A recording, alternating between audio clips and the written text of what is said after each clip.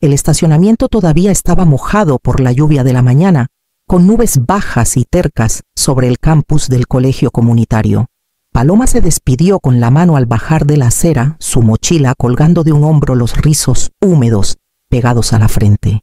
Se deslizó en el asiento del copiloto con un suspiro. La orientación estuvo bien, dijo, encogiéndose de hombros. Muchos programas y discursos. Sonreí poniendo el coche en marcha. Así es como te enganchan. Espera a los exámenes de mitad de semestre. Ella rió, y por un segundo olvidé lo extraño que se sentía el aire ese día. Entonces mi celular vibró. Estaba boca abajo en la consola central, pero reconocí el zumbido. Una mirada rápida no haría daño. Pensé que tal vez Salvador había respondido mi mensaje sobre la renovación del seguro del coche. La pantalla se iluminó. Me voy a Cancún con Valeria. Vaciamos la cuenta.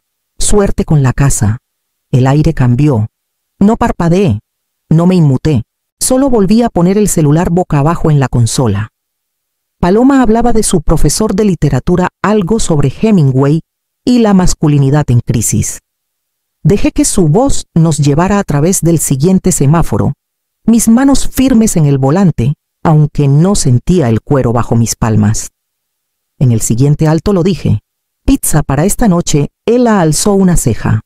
Acabamos de comer pizza. Forcé una sonrisa. No tengo ganas de cocinar. Se encogió de hombros. Vale. Pero nada de piña. Trato hecho. Volvió a su celular con las piernas dobladas debajo de ella, tarareando algo sin melodía. Mi pecho parecía doblarse hacia adentro. Llegamos a la entrada de la casa. Ayudé a llevar su bolsa de lona llena de folletos del campus. Mientras ella subía a ducharse, me quedé en la cocina mirando el tazón de cerámica donde guardábamos las llaves. Las de él seguían ahí. Ni siquiera noté que no las había llevado. Abrí la nevera, la cerré de nuevo y me apoyé en la encimera el mensaje, repitiéndose en mi mente como estática. Me voy a Cancún con Valeria. Vaciamos la cuenta. Suerte con la casa. Los bordes del mensaje comenzaban a quemarme los huesos, pero no lloré. No tiré nada. Ni siquiera le devolví la llamada. En cambio fui a la lavandería, saqué la caja de archivos marcada 2003-2021 y comencé a hojear declaraciones de impuestos. Para cuando Paloma bajó con el cabello húmedo y calcetines desparejados, ya sabía qué iba a hacer a continuación. Esperé hasta que Paloma se fue a dormir para entrar a la cuenta bancaria. La contraseña se autocompletó como siempre. Rutina. Familiar. Hasta que no lo fue. Saldo disponible C8-240. Actualicé la página. Los mismos números. Una bandera azul en la parte superior confirmaba una transferencia desde la cuenta de ahorros a las 9:43 de la mañana. C1-343-760 se habían esfumado. Esa cuenta había tomado años en construirse. No éramos ricos, pero era seguridad. Era la colegiatura de Paloma. Era el tejado sobre nuestras cabezas. Era el saldo del que hablábamos en susurros cuando planeábamos la jubilación o emergencias. Y ahora era un cero con una mueca. Me recosté lentamente, como si un movimiento brusco pudiera romperme. Hipoteca C46-340 vence en 6 días. Colegiatura otros C22.000 para el viernes. Recibo de luz, comida, seguro del coche. Comencé a escribir números en una lista de compras como si hacerlo a mano los empequeñeciera. La casa crujió. La puerta de Paloma se cerró arriba. Serví un vaso de agua y me apoyé en el fregadero mirando el patio trasero. Estaba casi oscuro, pero podía distinguir el arbusto de lavanda que Salvador plantó cuando nos mudamos, cuando no teníamos más que muebles de segunda mano y un colchón en el suelo, cuando yo aún trabajaba de tiempo completo como ilustradora freelance, tomando contratos en las fiestas decembrinas solo para salir adelante. Luego nació Paloma. Luego, Salvador dijo: tú eres mejor con ella que yo. Yo me encargo de los ingresos, tú de todo lo demás. Asentí como si fuera un trato justo. No vi que el peso no se compartiría, solo se trasladaría. Caminé a la lavandería donde las carpetas de impuestos descansaban intactas en una caja de plástico. Saqué la de 2015 y revisé los documentos. Anexo C. 1091 S. Mi nombre aún estaba ahí, más pequeño que el suyo, pero estaba. La última vez que declaré trabajo de tiempo completo. Algo vibró en el pasillo, probablemente el celular de Paloma, un chat grupal. Me senté en el suelo frío con la carpeta en el regazo, los números girando como fantasmas. Los ahorros no solo fueron robados, fueron construidos con años que no viví para mí.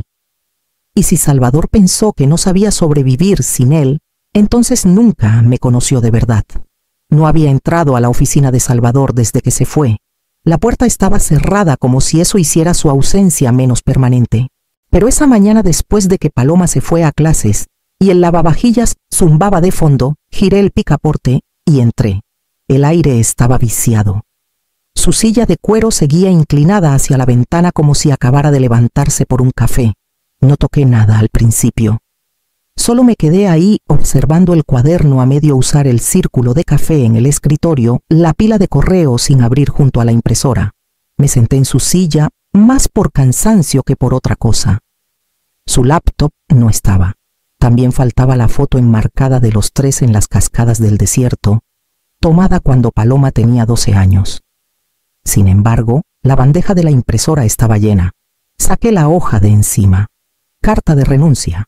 Su nombre estaba escrito al pie, pero la línea de la firma estaba en blanco. La fecha hace casi 2 semanas. No solo se fue, lo había planeado. Mientras hablábamos de si podíamos pintar la cocina, junto a la impresora había una nota adhesiva amarilla. Su letra apresurada: vuelo a Cancún, martes. Valeria me encuentra en la puerta. Cancún, martes. No solo huyó, lo cronometró para que no pudiera detenerlo. Abrí el cajón inferior, facturas, cartuchos de tinta, recibos de comidas de trabajo. Una carpeta manila sin etiquetar me llamó la atención. La abrí. Recomendación de custodia. Borrador. Mi estómago se apretó antes de leer las palabras. Debido a preocupaciones previas de salud mental, tras un episodio depresivo documentado en 2011, podría ser en el mejor interés de Paloma Greaves mantener distancia emocional de la madre hasta que una evaluación psiquiátrica determine el nivel de riesgo. Aferré la carpeta con fuerza, el corazón latiéndome en la garganta. Paloma tiene 18 años. No hay batalla por la custodia. Pero esto era Salvador preparando el terreno, por si ella cuestionaba su partida, por si necesitaba justificar el abandono financiero. Estaba reescribiendo la historia antes de que lo contradijera. Volví a guardar los papeles con cuidado, luego tomé la carta de renuncia y la nota adhesiva. Las fotografié. Él pensó que había hecho una salida limpia. No había borrado todo. Dejó la silla tibia. Y dejó justo lo suficiente para que yo empezara a encender el fuego. Jimena Cruz no perdía el tiempo con charlas. Su cuadro de Zoom se encendió justo a las 9, el cabello con mechones grises, recogido en un chongo bajo el saco, impecable, la expresión indescifrable. El tipo de mujer que no sonríe a menos que sirva para algo, y aún así con cuentagotas. Señora Greaves, comenzó con voz firme. ¿O puedo llamarla Aurora? Aurora está bien. Revisé sus notas y las fotos que subió de la carta de renuncia y el borrador de custodia. Seré directa. Lo que hizo su esposo no es limpio, pero aún no es ilegal. Asentí. Lo esperaba. No por eso el suelo se sentía más firme. Sin embargo, moralmente continuó. Sus acciones no se verán bien en la corte. Nada bien. Sobre todo si armamos bien la cronología. Empezamos desde cero. Compartí mi pantalla y le mostré el panel del banco, el saldo, la transferencia, el historial de la cuenta corriente. Luego el mensaje. Me voy a Cancún con Valeria. Vaciamos la cuenta. Suerte con la casa. Jimena se inclinó ligeramente hacia adelante. ¿Tienen un acuerdo escrito sobre las finanzas del hogar? Algo que diga que ese dinero estaba fuera de límites. Siempre fue algo entendido. Ahorros conjuntos. Lo entendido no vale en la corte, pero no lo necesitamos. Necesitamos motivo, documentación y patrón. Le envié las capturas de pantalla. Luego le mostré las fotos de la carta de renuncia y la nota del vuelo. Y levanté la carpeta manila con el corazón latiendo fuerte. Él escribió esto. Ella revisó el borrador de custodia y entrecerró los ojos. Está intentando crear una narrativa, una que te pinte como inestable. Dijiste que hubo un episodio depresivo hace 13 años. Cuando murió mi papá, vi a un terapeuta 6 meses. Sin medicación, sin diagnóstico, nada desde entonces. Eso no es inestabilidad, es duelo. Su tono fue firme de una manera que relajó mis hombros por primera vez en días. Hicimos un plan: solicitar una revisión financiera de emergencia, preparar documentación por si él impugnaba la división de bienes. Y lo más importante, registrar todo, cada mensaje, cada rastro financiero, cada palabra descuidada. Al final de la llamada, mi escritorio estaba lleno de carpetas etiquetadas y PDFs, un mapa digital de un matrimonio que se derrumbó en silencio mucho antes de Cancún. Jimena cerró la llamada con una sola frase: él quiere desaparecer. Nos aseguraremos de que la ley no lo deje. Y así de repente ya no estaba sola. La llamada llegó mientras enjuagaba un pincel en el fregadero, el que Paloma usó esa mañana para probar un color en la pared de la cocina. No reconocí el número, pero algo me dijo que no lo ignorara. Aurora. La voz era cautelosa, algo jadeante. Soy Valeria. No dije nada. El silencio se alargó lo suficiente para que ella lo llenara. Sé que soy la última persona con la que quieres hablar, pero necesito hablar contigo. Por favor. Dejé el pincel lentamente. Habla entonces. Se está desmoronando, dijo. Salvador. No es quien pensé. Encontré documentos, cuentas que no conocía. Hay una en Panamá. Está bajo una empresa fantasma. ¿Por qué me dices esto ahora? Porque quiero salir, dijo con la voz quebrándose. No sabía todo el plan. Él me dijo que todo era mutuo entre ustedes. Lo hizo sonar limpio. Le creí. Tú lo ayudaste a irse, dije sin rodeos. Lo sé. Pero no me apunté para ser parte de esta maquinaria. Está tejiendo mentiras sobre ti, sobre el dinero, sobre Paloma. Y ahora está perdiendo el control. Escuché el ruido de la ciudad de fondo, claxones, gente vida. Ya no estaba en Cancún. ¿Dónde estás?, pregunté. Nueva York. Con mi hermana. Él no sabe que me fui. ¿Qué quieres de mí, Valeria? Protección, dijo. Si esto se pone legal, y claramente lo está, no quiero que me arrastren. Te daré todo lo que tengo. Los archivos, los estados, hasta los correos que me hizo enviar. Pero necesito tu palabra de que no vendrás por mí. ¿Me darás pruebas? Sí, esta noche. Ya comencé a escanear. No le dije que ya había armado gran parte del caso, que Jimena tenía archivos de contingencia listos, que no la necesitaba para ganar, solo para cerrar el círculo. No voy tras de ti, dije. Pero si ocultas algo, daré tu nombre sin dudarlo. No tendrás que hacerlo. Colgó. A medianoche la carpeta compartida llegó a mi correo. Etiquetada para Aurora, contenía todo: transferencias en 4 monedas, el número y la información de enrutamiento de la cuenta en Panamá, borradores de correos que él escribió fingiendo ser yo, un documento de planeación titulado Estrategia de Control Narrativo. Abrí ese último y leí cada línea. Salvador había escrito cronologías, palabras clave, estrategias mediáticas, incluso frases para cuando eventualmente recontactara a Paloma en terreno neutral. Nunca iba a volver. No para quedarse, no para arreglar nada. Envié toda la carpeta a Jimena, luego imprimí el documento de estrategia y lo pegué sobre mi escritorio. No para recordarme lo que intentó hacer, sino para marcar el momento en que dejé de ser parte de su historia. Porque ahora él era parte de la mía. El mensaje de Jimena llegó el jueves temprano, justo antes del amanecer. Asunto: entrada. Mensaje: Salvador llega hoy al AICM. Vuelo Delta 246. ETA 9:10 AM. Será notificado en aduana. Prepárate. Miré el mensaje por un largo rato. No pregunté por qué regresaba. Ya lo sabía. Pensó que podía salvar la narrativa, reescribirla en persona, encantar a un juez, tal vez a mí. Recuperar el control como siempre lo había hecho, actuando como la calma en la tormenta, aunque él mismo iniciara el incendio. Pero esta vez yo tenía la manguera lista. Jimena ya había presentado la moción, una orden de restricción temporal, injunciones financieras, una solicitud formal para auditar las cuentas offshore. El juez firmó en horas. Salvador sería recibido en el aeropuerto con un sobre Manila más grueso que sus intenciones. A las 10 estaba sentada fuera de la sala 3B en el Tribunal de la Ciudad de México, con una carpeta en el regazo. Paloma tenía clases. Le dije que no viniera. No discutió, pero me envió un mensaje a las 10:17 a.m. Dime cuándo termine. Estoy contigo. Salvador llegó 15 minutos después escoltado por un oficial del tribunal. Se veía más pequeño de lo que recordaba. No físicamente, sino desinflado.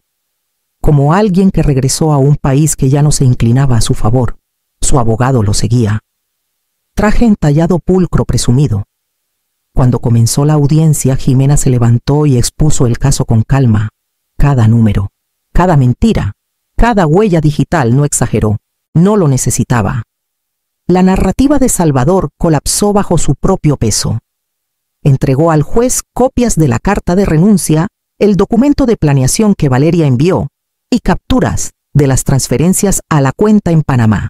Mencionó el borrador de custodia, el que decía que yo era emocionalmente inestable. Luego, deslizó un affidavit sellado sobre la mesa. El de Valeria. Firmado, notariado innegable. El abogado de Salvador objetó por el tono por el momento, por lo que pudo agarrar. La jueza levantó la mano deteniéndolo a media frase. Señor Greaves, dijo con voz plana, usted salió del país, liquidó activos e intentó reestructurar dinámicas parentales sin consulta ni consentimiento legal. Sus motivos están ahora bajo revisión completa.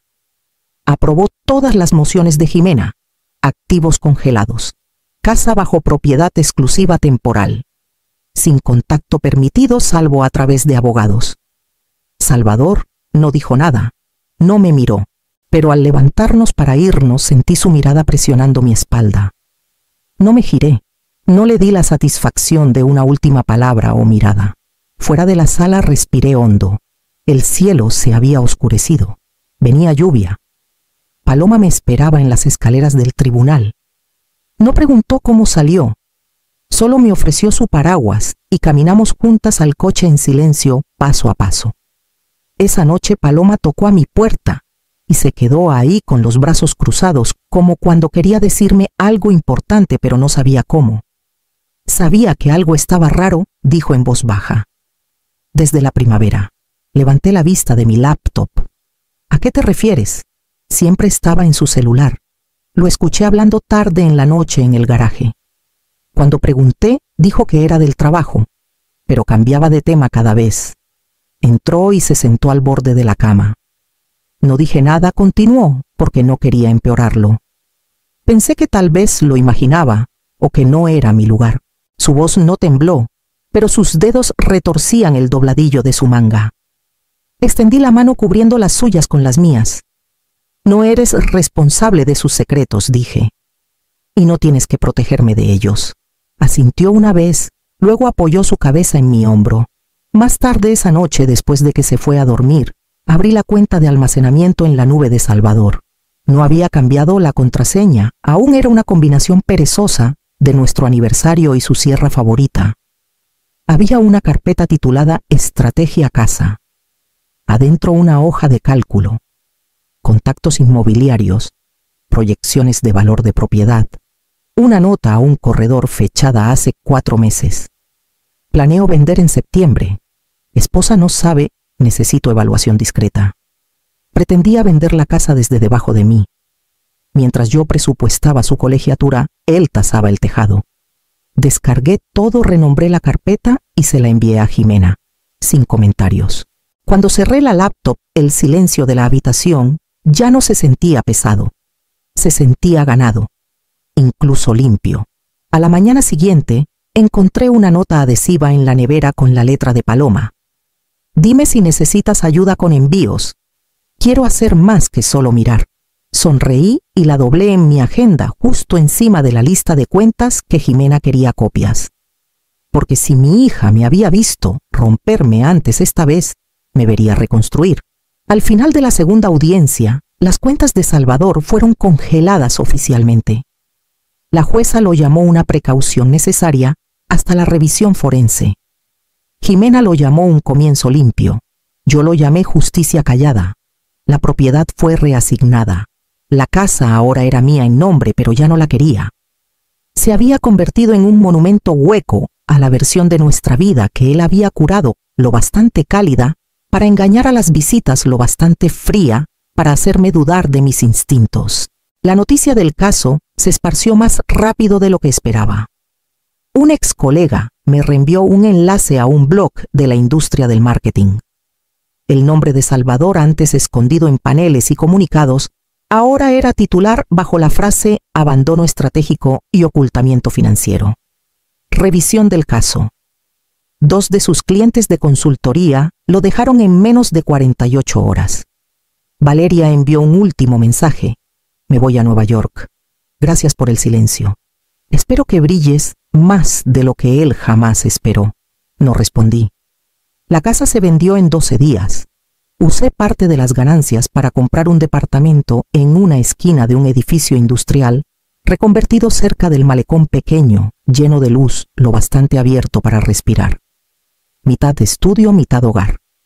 No necesitaba mucho. Solo paredes limpias y una puerta que pudiera cerrar con llave. Paloma me ayudó a pintar la entrada de un verde pálido y polvoriento.